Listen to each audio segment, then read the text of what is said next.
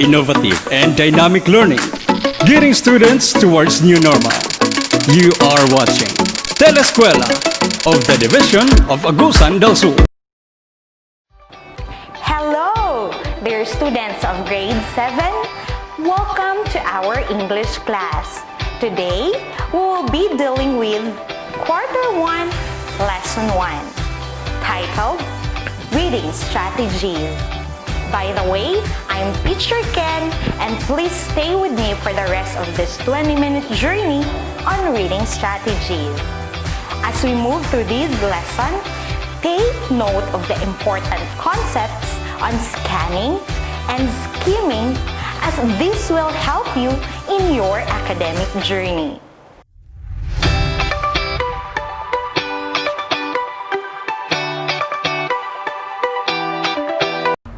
I believe you are all ready.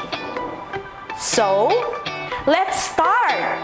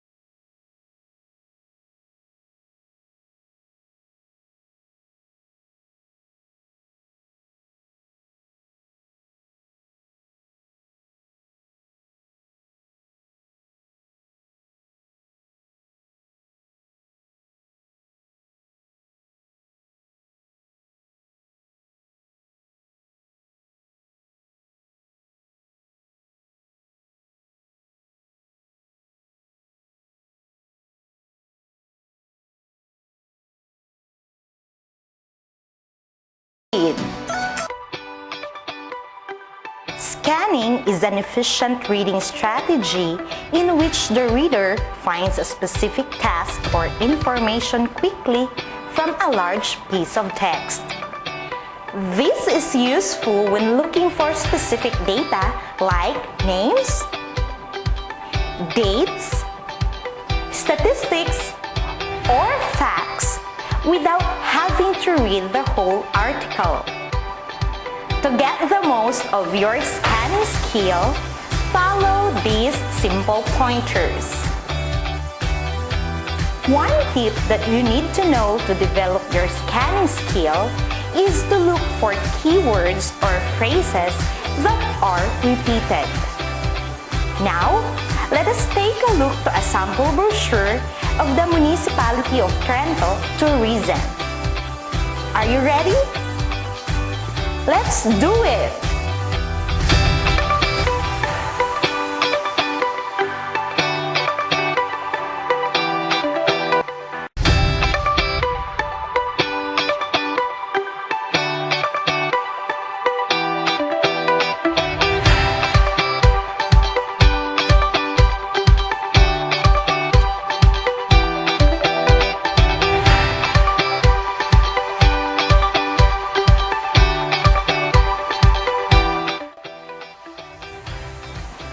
Given, what keywords or phrases are being repeated?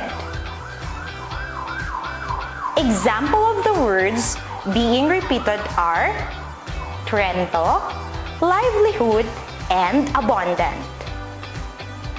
Do you follow? That's good!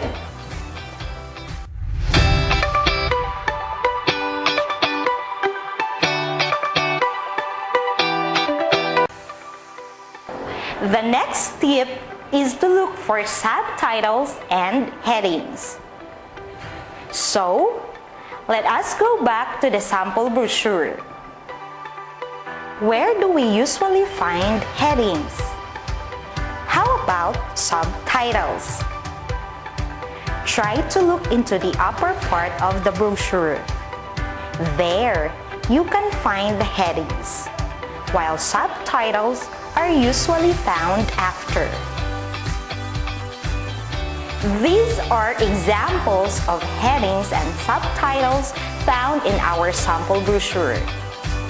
Do we have the same words? You've got it!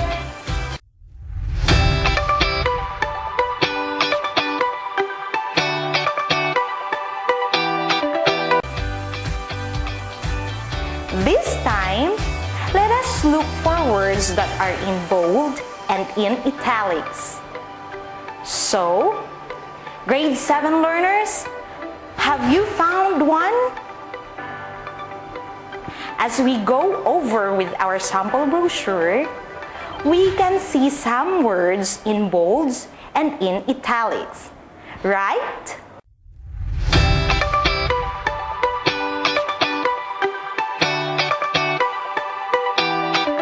The words written in bold are wood carving, Manat Falls, Dumaguok Spring Water, and Home of Organic Farmers is written in italics. Alright! Another important information we can immediately get by scanning are numbers such as dates, ages, and figures. Let us check our sample brochure if we can find numbers. In the sample brochure, you can find the date when Trento became a separate municipality by virtue of Republic Act number 5283. In addition, area and population were stated in the general information about Trento. Have you found it? By the way, how do you find the brochure of the Municipality of Trento Tourism? Is it colorful? Is it appealing to your senses? How about its visual presentation? Are the words readable?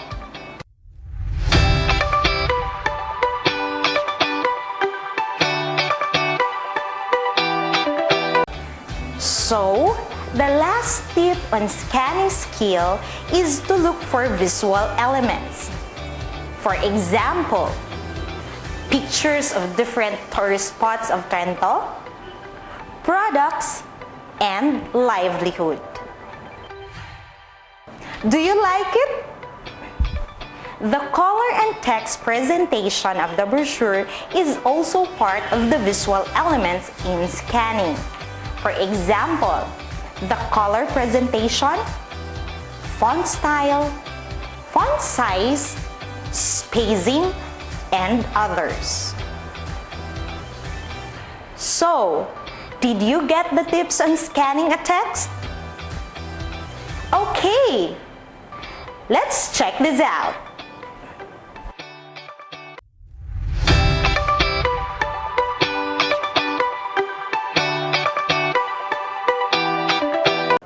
Now, if scanning is about looking only for specific information in the fastest possible way, skimming, on the other hand, requires the reader to get a general overview and the main idea of a text or material by rapidly going over the content of the text. To get the most of your skimming skills, here are some steps. I will be presenting an academic text entitled How Barangay Zilovia Came to Be. So, the first step in skimming is reading the title and the introductory paragraph completely.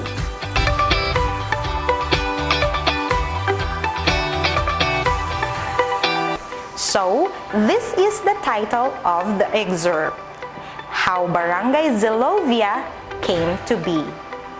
An excerpt from the history of Zilovia. Here is an example of reading the introductory paragraph.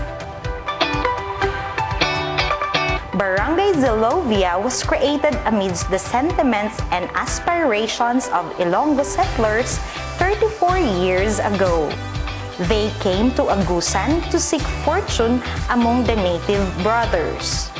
But later, conflict arose because of different lifestyles.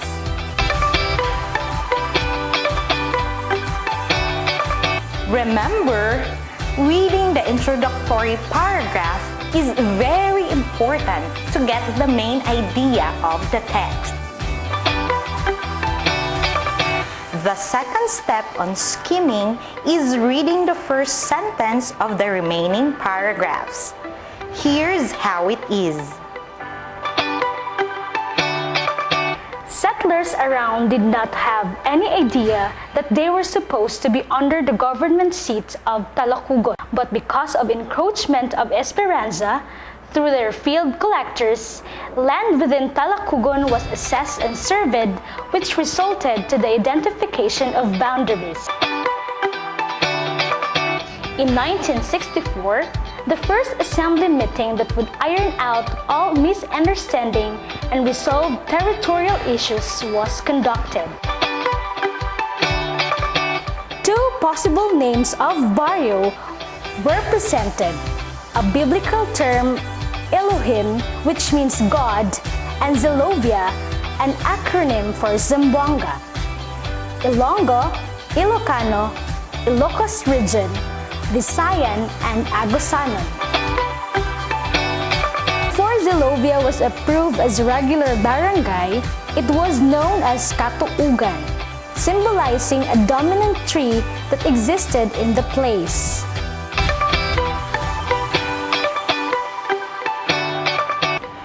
Another step in skimming is looking for words that answer who, what, when, why, and how. Example for the question who: Ilonggo settlers. What? Barangay Zilovia was created as regular barangay. When? 1964. Why? Conflict arose because of the different lifestyle, so views were discussed concerning the creation of the barrio. How? The first assembly meeting that was called by Jesus S. Ismad Sr. was conducted to resolve territorial issues. Take note that getting the important details of the text is an essential feature of skimming. Another step on skimming is looking for proper nouns. Now, let us pick 5 examples of proper nouns from the text. Barangay Zilovia, Jesus S. Ismad Sr., Agusanon, Esperanza, and Ilonggo. Have you found other proper nouns from the text? Very good! Here is another step to help you get information through skimming. This is finding unfamiliar words, either they are capitalized or italicized. For example, magahat, a vernacular term which means a desperate killer in Agusan. Another one is katuogan, which symbolizes a dominant tree in the place. In addition, there are other steps on skimming which you need to look for: descriptive, qualifying adjectives and typeface, marks, boldface, asterisk, and underlined words. Alright, have you taken the steps on skimming? Okay, let's try this.